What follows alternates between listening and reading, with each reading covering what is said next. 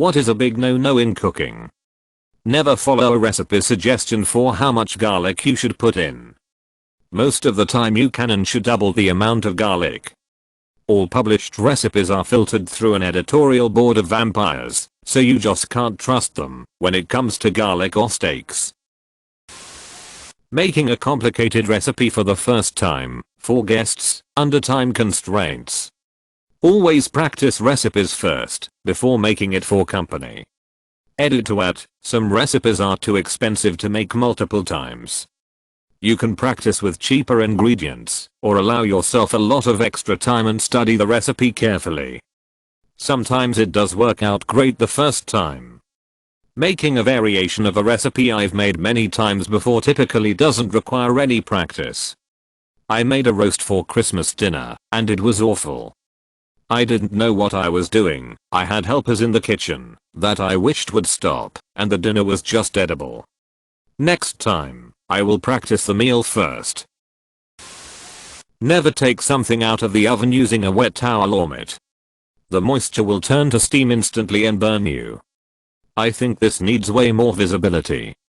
I had this happen to me over Christmas, while taking a cookie sheet out of the oven, and even though the mitt had one very difficult 2-spot wet section, it completely negated any effect of insulation in that area, and I got a pretty nasty burn.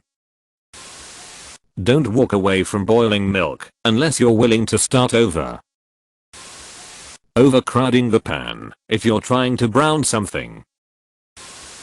Whatever you are deep frying, should be dry. Check ingredients you have, before starting a recipe. Do not forget your keys, when you go grill things. You can always add more seasoning, but you can never take away. Also, sometimes an acid is needed in place of salt.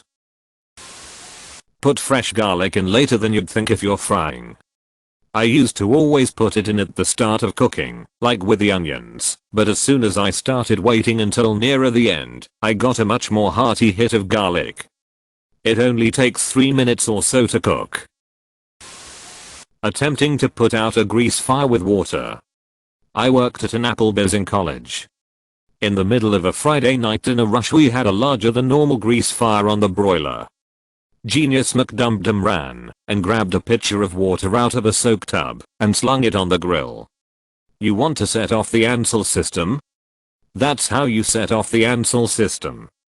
I know it's pulled by hand, but we didn't have a choice. The broil cook tried to stop him, but the water made it past him.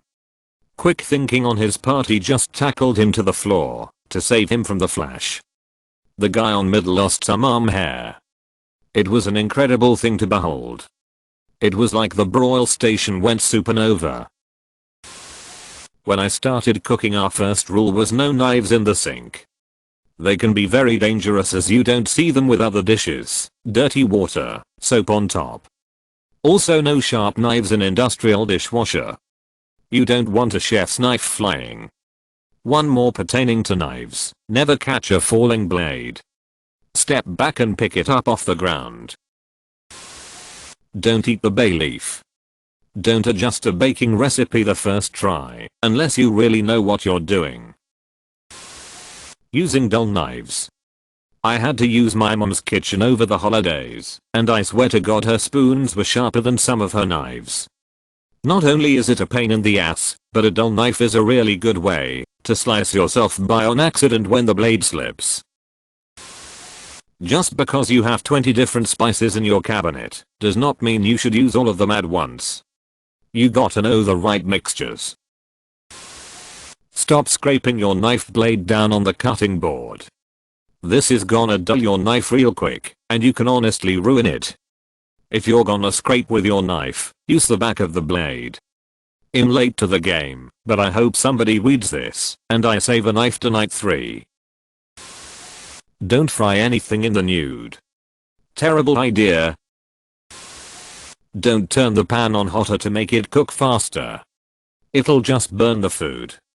I used to be really good at making omelets, and suddenly I got really bad at it.